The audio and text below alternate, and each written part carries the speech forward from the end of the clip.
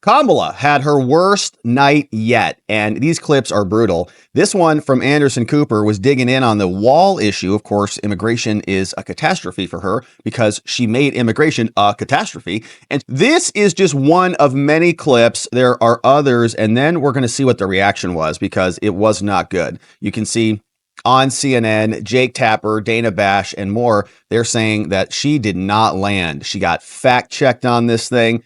Even Van Jones and others are going, oh, this was rough. And so if you missed it, here are the highlights. She was there, asked about immigration. This might be one of the worst exchanges, but here is what it sounded like with Cooper. Under Donald Trump, you criticized the wall more than 50 times. You called it stupid, useless, and a medieval vanity project. Look at her face. Is a border wall stupid? Let's talk about Donald Trump and that border wall. So remember, Donald Trump said Mexico would pay for it? Come on. They didn't.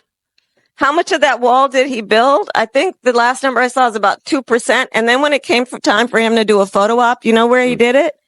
In the part of the wall that President Obama built. But you're agreeing to a bill that would earmark $650 million to continue building that wall. I pledge that I am going to bring forward that bipartisan bill to further strengthen and secure our border. Yes, I am. And I'm going to work across the aisle to pass a comprehensive bill that deals with a broken immigration system. I think Jackson's question, part of it was to acknowledge that America has always had migration, but there needs to be a legal process for it.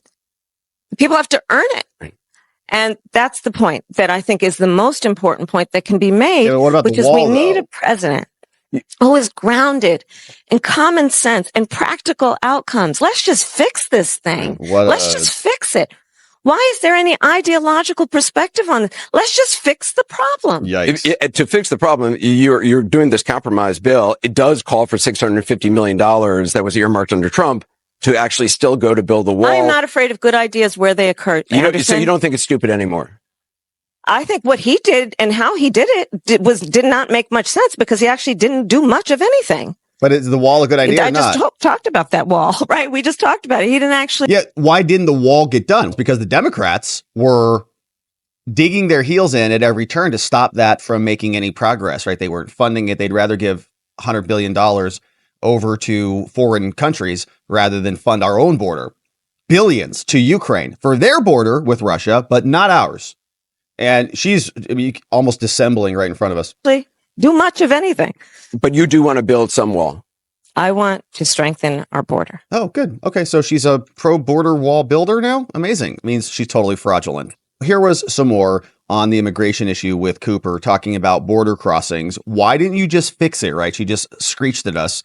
Why don't we just fix it? Why don't we fix the problem? Whoa, you've been in power for the last 3.5, 4 years now coming up. So why didn't you do it there, Kamala? 2022, 2023, there were record border crossings. Your administration took hundreds of executive actions. It didn't stem the flow. Numbers kept going up. Finally, in 2024, just in June, 3 weeks before the first presidential debate with Joe Biden, you institute executive actions that had a dramatic impact, really shut down people crossing over. Why didn't your administration do that in 2022, 2023? Amazing. First of all, you're exactly right, Anderson. And as of today, we have cut the flow of immigration by over half. In fact, the numbers I saw most recently, illegal immigration. But if it was that executive action, why not do it in 2022, 2023? Amazing. Because we were working with Congress and hoping that actually we could have a long-term fix to the problem instead of a short-term fix. You couldn't have done one and both at the same time? Here's the thing. We have to understand that ultimately this problem is going to be fixed through congressional action. Okay, so they made the problem worse via executive fiat so that Congress would then have a reason or an incentive to start working towards a solution. So they caused a problem in order to fix the problem. They could have just kept Trump's policies in place, would have never had to have any of that happen. But of course, we know what the game plan was. They wanted to bring in as many people as possible, including non-citizens, to have them register to vote, even though they say that they're not doing that, and have them vote. That's just one part of the puzzle. The other part is they're trying to bring in people who are non-citizens and make them citizens. immediately. And they're doing it in swing states, flying them in all over the place. She knew what she was doing. Okay. She actually may not have known what she was doing because she doesn't know much of anything. But the people who are actually the puppet masters who were running her around, they know what they're doing. And it was all an intentional operation. And now they're fixing it because the public has some eyeballs on it. But shout out to Cooper for those questions. Those were some good questions here. David Portnoy even got this one for us. He clipped this. Here's what this exchange was. Is there something you can point to in your life, political life, or in your life in the last 4 years that you think is a mistake that you have learned from? My entire career? Say it. I've made many mistakes. And they range from, if you've ever parented a child, you make lots of mistakes too. In my role as vice president, I've probably worked very hard at making sure that I am well versed on issues. And I think that is very important. It's a mistake not to be well versed on an issue and feel compelled to answer a question. Mm-hmm. Wow. Is there something you... Wow. So, hey, what's your biggest weakness? My biggest weakness is that I care too much about being honest. Okay. All right. So that's Kamala, just brutal. And what's interesting is she brought up the parenting thing, which comes up, but I know it's a super sensitive topic. Nobody wants to talk about it, but somebody wants to talk about it. Laura Powell is talking about it and said, I've made many mistakes. They range from, if you've never parented a child, you make a lot of mistakes. And shout out to our step parents. Amazing. They are real parents for many of us. So strange to pretend that she has experience parenting a child when that's not true. Okay, her stepchildren are adults. She never lived with them when they were kids. So I don't know if that's true or not, but it certainly sounds true. So was she raising teenagers? Is that her thing? Because I don't think that's the same thing, right? If you're a parent, even if you're a step parent, and you're raising kids, right, from like an age 2 or something like that. Now, of course, it's splitting hairs, and I'm not a parent in any way, or a stepchild, or a step parent in any way.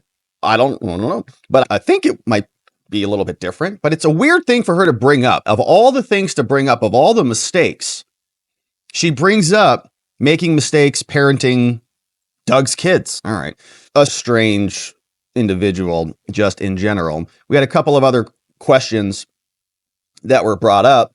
Harris Faulkner clipped this one. And she was a little bit more understandable in this clip. Let's listen. When you talk about rich people paying their fair share, can you be more specific?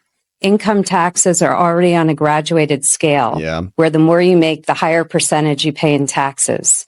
So the rich are paying a disproportionate amount in taxes as it is. Over 40% of Americans don't pay any income taxes. Yeah. Also, the really high earners may move their money offshore if there are disincentives in the U.S. Yeah, this could question. impact the economy. Yep. I would like to hear more nuts and bolts about your economic plans. Sure. Thank you, Pam. So first of all, it is the case in the United States of America that billionaires on average pay less taxes as a percentage than teachers and firefighters and nurses. I'm talking about hard workers, pound the street, have some success. Yes, no, I understand, but I want to just let's set the scene, right? Yeah, because so some of the billionaires, they do very interesting things, right? They set up home family offices. They've got so much assets and so much wealth that they really can exploit the tax codes in many ways. And we've seen this before where they'll get major loans, right? So they'll not actually be taking an income, but they'll just take loans out and then pay the interest back on the loan. And then that is not taxed as an income. So they have a lot of power and a lot of money, and it gets very sneaky. Now, this woman's point is absolutely true nonetheless, is that the majority of the tax burden is paid by, right, the upper income people. And you can see the spreadsheets and the pie charts and stuff like that. But there are huge portions of Americans that don't pay any taxes, and then they'll continue to vote for other people to pay more taxes. That is a benefit to them somehow. It's not. All it does is just give the government more disposable income that they urinate away and actually lessen any ROI on economic activity in America. When I say that the richest among us need to pay their fair share, I am referencing that. And I need to reference that because sadly, Donald Trump, when he was president, gave tax cuts to the richest, to billionaires and big corporations, which added trillions of dollars to our deficit. So that sadly needs to be said in a way that should be obvious. I think she's conflating 2 points here as well. also saying that the major deficits, which were really as a result of the COVID spending and the economic stalling out of the country, was because of COVID. Right? All of that happened because of COVID. Things were humming. And anybody alive who was here not that long ago, who is in business in any way, shape, or form, remembers it. I was. I know many of you were. And then COVID came, wrecked the economy by design, and then caused a ton of spending. So if you delete that aberration, which was a global phenomenon exacerbated by the left, in fact, if Trump came out and said, hey, Trump, any mistakes that you made? I don't think he would acknowledge many or if anything, because he doesn't think that way. He thinks in the power of positive thinking and everything is a learning opportunity and there are no mistakes. But the point is, with COVID, I think Trump, his instincts originally, where it's not that big of a deal, relax, but the pressure of the world came down to bear upon him, and he was really boxed in with no choice there. But then, of course, she takes it, conflates it, says, we brought all these manufacturing jobs back, and we've done this and all these things. No, you're just rigging the numbers. So that's that exchange with that woman, and there are more of them. This was talking about grocery store prices. This gentleman was saying, look, you've been in charge. Okay, it's not just the border that's a problem. It's inflation. It's war. It's everything going on. So what are you going to do about the grocery store prices, Kamala? Grocery prices have gone up quite a bit in the last 4 years. And blame former President Trump. Some people blame President Biden. Who would you say is correct? And what would you do to bring prices down for Americans? Thank you, Eric. And you're absolutely right. You know it. I know it. I think most Americans know it. Price of groceries is still too high. And we need to address it in a number of ways. One of my aspects of doing what we need to do to bring down the cost of living for working people and the middle class in America is to address the issue of grocery prices. Part of my background and how I come to it is probably a new approach grounded in a lot of my experiences as a former attorney general, where I took on price gouging. Oh, yeah. And part of my plan is to create a new approach that is the first time that we will have a national ban on price gouging. Grocery prices have gone up. Price gouging is going to be her solution, even though grocery stores have 1% margins and hardly make any money anyways. But they're going to be raising taxes as well. So just get ready for that. $400,000 is going to be the new threshold under Kamala administration. So you're saying what you're saying is anyone under 400,000 won't have taxes raised, or are you saying that anyone above 400,000 will have a tax raise? I'm saying that there is going to be a parity around what the richest people pay in terms of their taxes. Right now, Anderson, the document, it is well documented that some of the richest people in our country have gotten away with a zero tax rate. But if you're earning $500,000, $600,000, $700,000 under your plan, there's a good chance your taxes go up. Oh, yeah. We can't have this conversation without knowing it's a very complicated situation. Very complicated, Anderson. I can't explain it, but the answer is yes, of course they're going to go up. And $400,000 isn't what it used to be anymore. Not 3 years ago. $400,000 3 years ago got you a lot more than it did today. Home prices are up. Interest rates are up. Inflation hits everybody everywhere, right? Everything compounds. And you're seeing it everywhere. We're all seeing it. It's very complicated, though. She's much smarter than we are. Maybe she can figure it out for us and then, of course, solve all of our problems. But they're having a tough time. And here is what some reaction was over from CNN after that disaster. Look, Kamala Harris and Donald Trump are not taking the same exam. Yeah. And I think it bothers people. They're not taking the same exam. He gets to be lawless. She has to be flawless. That's what's unfair. That's what's unfair. That's a nice rhyme, man. That's pretty good. That's what's unfair tonight. That's what's unfair tonight. They're not taking the same exam. Look, she has policies. She may not articulate them perfectly every time. She may not put the stories in the right places, but she's fighting for actual ideas that will help real people. No, she's not. What has she communicated at all? Fighting for actual ideas. She's been in charge, Van Jones, for the last 3 years. Where have they been? He's talking about people's penises. And so they're not taking the same exam. And that's pissing people off. Pissing me off. Well, he's talking about male genitalia and he's using the P word, multiple P words. Man, not good. His mom shouldn't be happy about that. Also old enough to remember that if your fiscal plans were actually said to bankrupt the Social Security Trust Fund in sooner years, Donald Trump's, that would be a campaign destroying issue. But we just gloss over things with Donald Trump. Okay. Look, you guys just gloss over things. You're spending the whole night talking about him. This was a Kamala Harris town hall and they're talking about Trump. It's not fair. He doesn't get asked hard questions. It's whining. Why can't Kamala answer the questions? What's so complicated about this? Stop making excuses for your pathetic candidate. So there were some more. Axelrod was also on this panel. Here's what he said.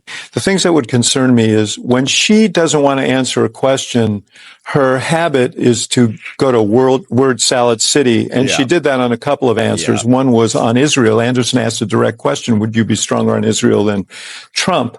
And there was a 7-minute answer, but none of it related to the question he was asking. No, of course not. And on certain questions like that, on immigration, I thought she missed an opportunity because she would acknowledge no about any of the administration's policies. And that's a mistake. Sometimes you have to concede things. And she didn't concede much. But I'll tell you something.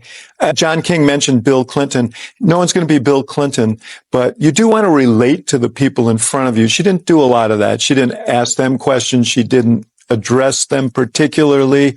So she was giving set pieces too much.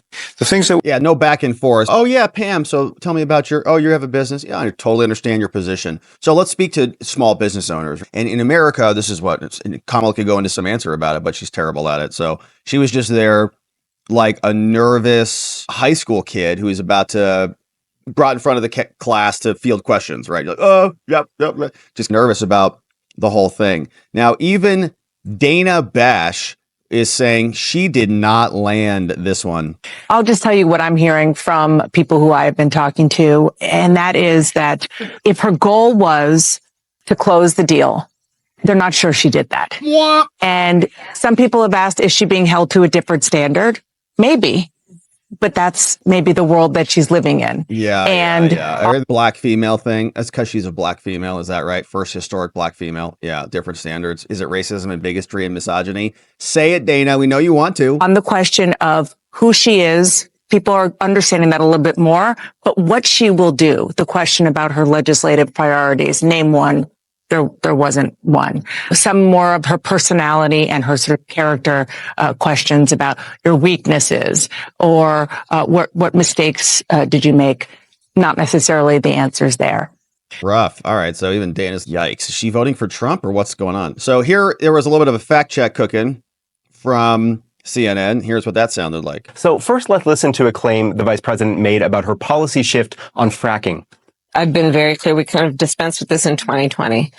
I am not going to ban fracking. I did not as vice president. In fact, as vice president, I cast the tie-breaking vote that now has opened up more fracking leases. And you point out, too, when you were running for vice president in 2020, you were not talking about banning fracking. But no, Anderson, I pledged that I would not ban fracking. I know. It is not true that Harris pledged in 2020 that she would not ban fracking as president. True. Her campaign has explained that she was referring to her comments in a VP debate with Mike Pence.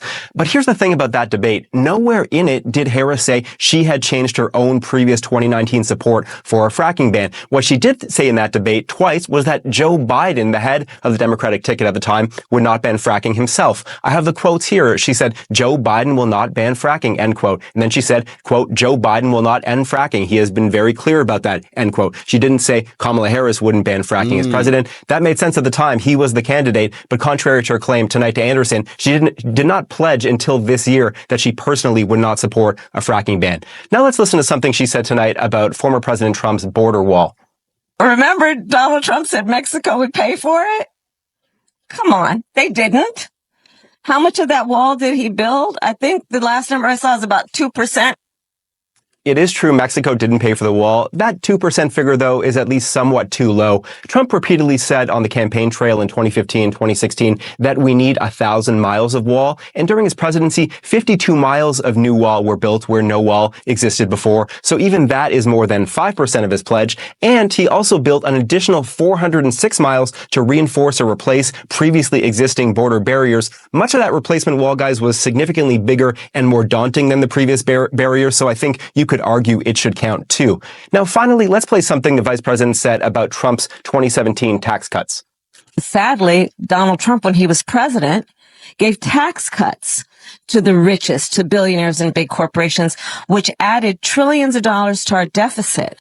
It is absolutely true that, according to independent analysts, the wealthiest Americans got the biggest benefits from those Trump tax cuts. So this Harris claim is not false, but I think it's worth noting something she didn't mention, and that's that Americans of all income levels got tax cuts from this 2017 law. The Nonpartisan Tax Policy Center found in early 2018 that the law, quote, will reduce individual income taxes on average for all income groups and in all states. The think tank estimated that about 65% of households would get a tax cut in 2018, and between 60 and 76% of taxpayers in each and every state. So yes, indeed, the rich were the biggest winners from Trump's tax cuts, but it certainly wasn't just for the rich. Right, and that's because they pay the most taxes, so they're going to see the biggest gains when our government stops stealing their money. So that is a nice fact check, man. 3 for 3. So you can see this is pretty bad across the board. Not only was her performance terrible, not only was she unable to answer some of the basic questions like, what is one of your worst qualities, right? Which is like basic interview question that you do anywhere you even apply for a job.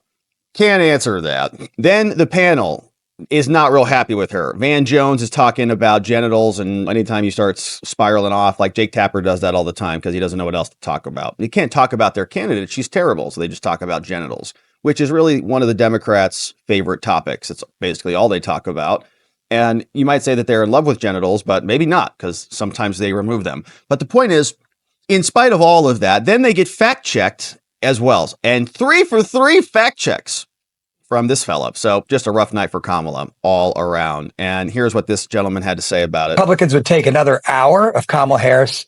We'd just press play, let her keep going. We'd pay for another just hour. Let her go. Just go. Let her keep not answering the questions. Yes. I think Anderson's asking her, well, why haven't you done it? You've been there for 4 years. Why have you done any of this? And the word salad answer she gave to that was just mind boggling. It's blown up the internet, her answer to that question. I think the things that are troubling for people were her responses to Van said about what you're going to do to reduce costs when they asked her at the beginning. We're hurting economically. She said, I'm going to prosecute corporations.